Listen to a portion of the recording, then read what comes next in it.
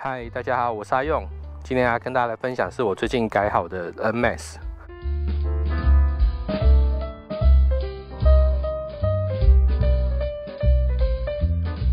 那各位如果看到我之前的影片呢，应该知道我说我最近有跟我熊中的学弟呢买了一台二手的 NMAX。那这一台 NMAX 呢，各位已经觉得说，奇怪，好像跟之前影片看到的有一点不太一样。那没错，因为我根据我自己喜欢的一些风格呢，以及我当初设定它就是说这一台车子之后是要载我的小孩子，然后跟我老婆这样子出去玩这样子，所以那针对这部分的需求呢，我稍微做了一些加强。好，那各位来看一下，说我把它做了一些什么样的调整吧。好，那放眼望去呢，各位可能一眼会发现说，中间的这一个龙骨的饰板怎么从银色变成黑色？对，因为我自己是比较喜欢说整体的颜色是比较有一致性的，那所以中间这个银色，我一直觉得它的这样搭配的色彩呢是比较突兀一点，所以我比较想把它换成是一致性的黑色。然后那刚好呢，原厂其实在其他的车型跟配色上面有出这个龙骨是有亮黑色的。所以我就把整个饰板就是去改成这个亮黑色的饰板，这样看起来的风格就是整体是比较一致性的黑的感觉。然后再来是那因为这台车子可能会常常会东跑西跑的，所以我还觉得还蛮需要的，就是去加装这个手机的这个支架，这样我可以把手机放在这个上面。同样这边呢也是用我喜欢的充电座。这样装上去之后，它就可以一边骑车一边导航的，这样在市区或是要去找路的时候，其实真的还蛮方便。大灯的地方啊，就是我把原本的荧光色的这个大灯护罩，然后这样把它给拆掉。因为我觉得原本荧光色的看起来颜色上蛮突兀的，而且再加上，其实你的在法规里面，你在大灯前面加贴膜啊，或是改色或者是贴装什么护罩那些东西，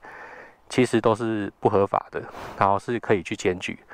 所以我干脆就是直接把整个大灯护罩给拆掉。然后保杆的地方呢，我还是保留，因为这台车子比较宽大，然后你在市区停车的时候，然后是还蛮有机会跟左右两边的车子可能会擦撞到。那我是还蛮心疼说，如果真的被外面的车子在停车之后擦撞到边边啊，然后我是还蛮心痛的。所以这地方我还是把它保留原本的这个护杆，然后再是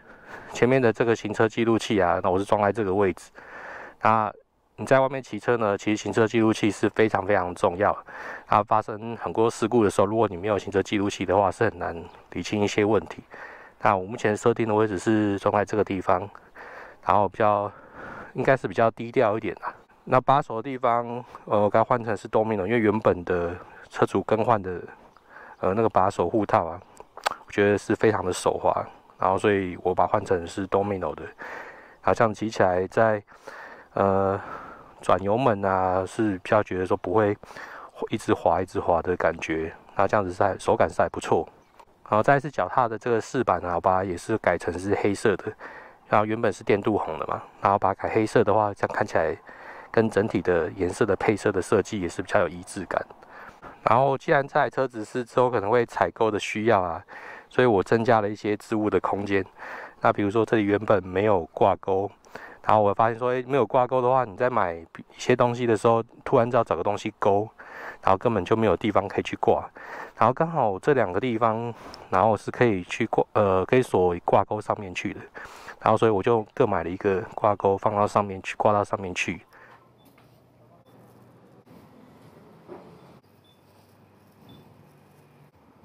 来，过来。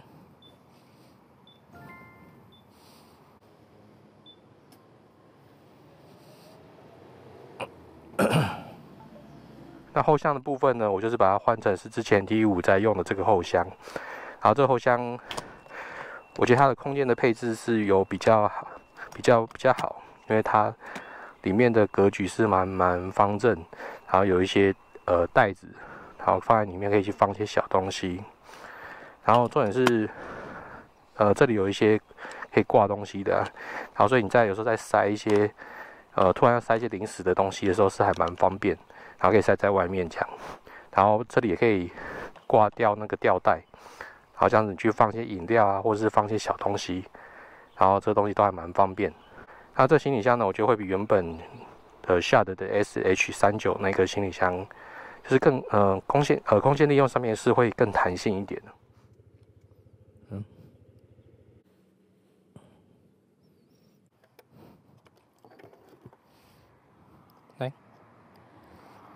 来，过来。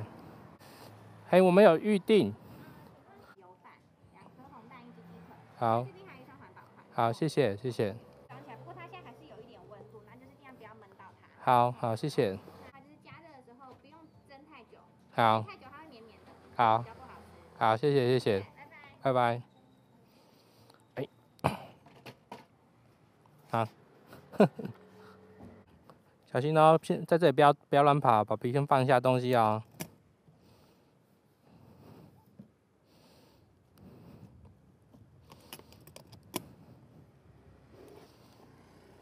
来，过来。好，那个花，好，带着。啊，这行李箱的这个支架呢，我也把它换成是这个比较粗壮，然后颜色也是换成是一致性黑色的这个行李架，然后这样看起来是比较有质感。然后原本那个银色的货架呢，我觉得看起来有点，就是像上次影片看到嘛，就是它已经有点生锈，然后颜色的配色上面这样整体看起来也蛮奇怪，所以我干脆都把它一起都换成是黑色的。然后在最后呢是这舒适性的关键。那这个坐垫呢，就是我给我小孩子做的，是我之前讲说它就是一个马鞍座，它可以直接这样拿起来，长这样子。然后你在放的时候，然后就直接这样子放，就放上去。所以你如果要加油的话，其实也蛮方便的，就直接要拿起来，就可以直接开油箱去加油。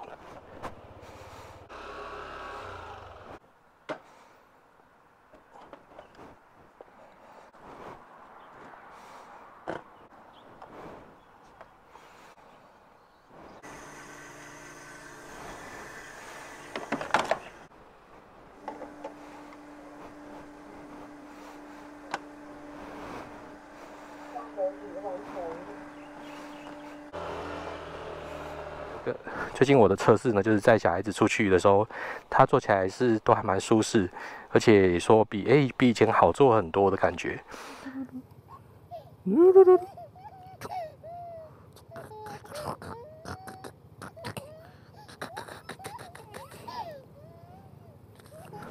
然后再来是坐垫呢，我把它换成是村长牌的坐垫，因为之前坐垫呢，它的皮面已经磨得太光滑，然后再来是它之前的这个小背枕，然后整个太大颗，那也影响到就是我乘坐的空间。然后小孩子如果要坐中间呢，其实也会之前那个太凸起来也会卡住。那村长牌的坐垫它是根据你的身高，然后体重可以去做客制化，然后所以这个的小背枕在这里的位置的空间其实是符合我的身形的，然后所以我在用这个坐垫的时候，脚的伸展的姿势都还蛮舒服，就是不会觉得好像往前这边太前面，然后同时呢后座这边它的舒适度也都有，还有空间其实也都有保留住，然后它的平面的质感，我觉得也都真的是还蛮不错。就是跟很多网友这边的评价也是一样，就是大家都一致性的推荐说 NMAX 可以考虑改村长牌的坐垫，所以我觉得在它的坐垫呢比较不会让你有买了之后发现比较不合的情况，这种问题应该会比较少。那这台车子呢，我也顺便讲一下，就是最近骑着它出去，就是载小孩子跟载老婆的一些心得。然后这一台呢，虽然说是白牌的，各位可以看到，其实它的整体的车长啊，也算是蛮长的，所以你在市区找停车位的时候，然后其实也是会比一般比较小台的白牌，当然会有一定的劣势。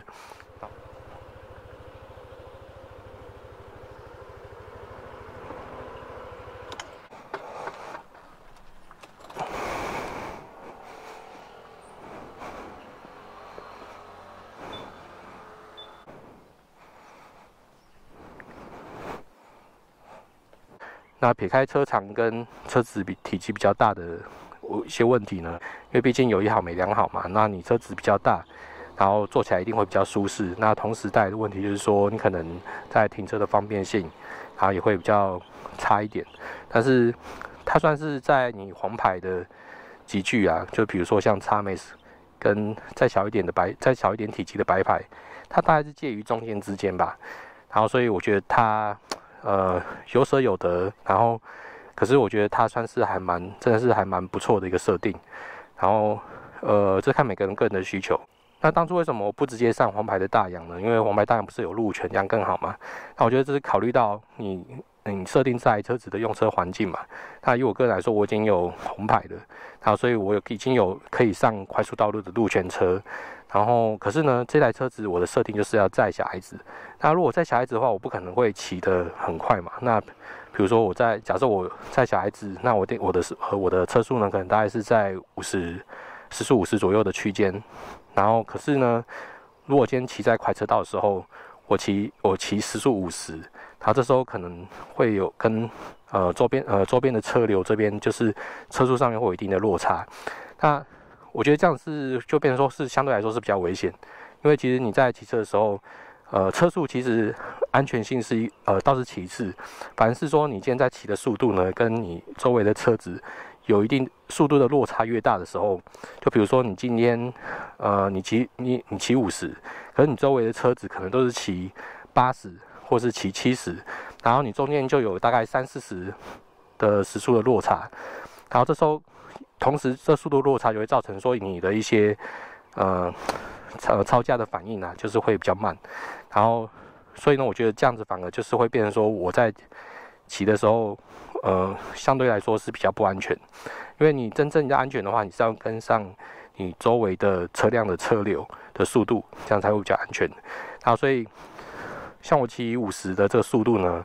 我都还是尽量是比较靠向慢车的这个一边，然后让我的车子在骑的时候比较不会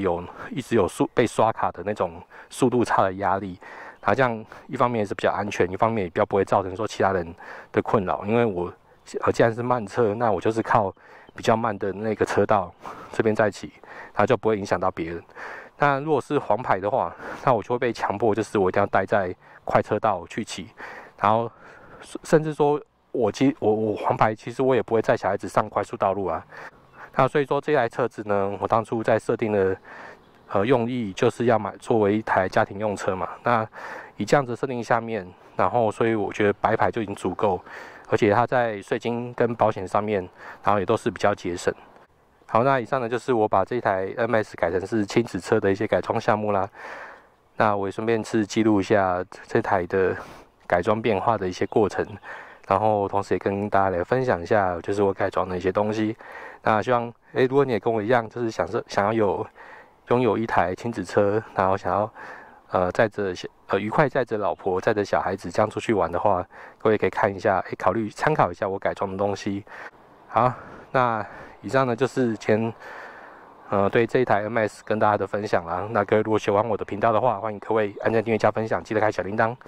就谢谢大家，那我们下次见，拜拜。